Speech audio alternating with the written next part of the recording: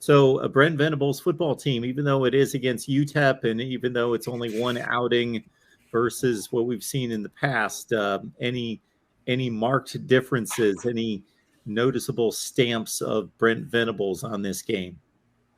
Jose, you want to go ahead? Yeah, I think the biggest difference, and we talked about it on our episode on Monday, was the effort, especially on the defensive side of the ball.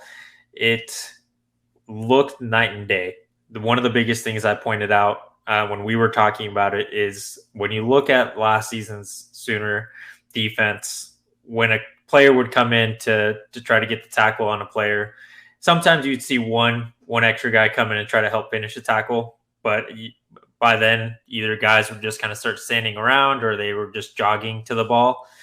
With this team, you see plays where there's 4, 5, 6 red jerseys around the ball at all times, trying to finish the tackle, making sure that they're just doing that extra little bit to make sure that they can do their job. And one of the plays that kind of exemplifies it is the sack by Reggie Grimes at the end of the first half. He sprinted from the other side of the line when the quarterback was rolling out. It seemed like he had a decent amount of time, but Reggie Grimes made sure that it seemed like he knew it was the end of it. If he just completed this, if he got the sack, it was going to end the half and they were going to go in with some momentum rather than letting UTEP go in maybe with an extra 3 points or a touchdown. So definitely the effort is something that I would point out and being the biggest difference with Venables at the helm now. I definitely agree. It's the uncommon effort for the uncommon man. That's Venables and his staff, his whole mantra of being uncommon. And I agree. It's the effort was off the charts.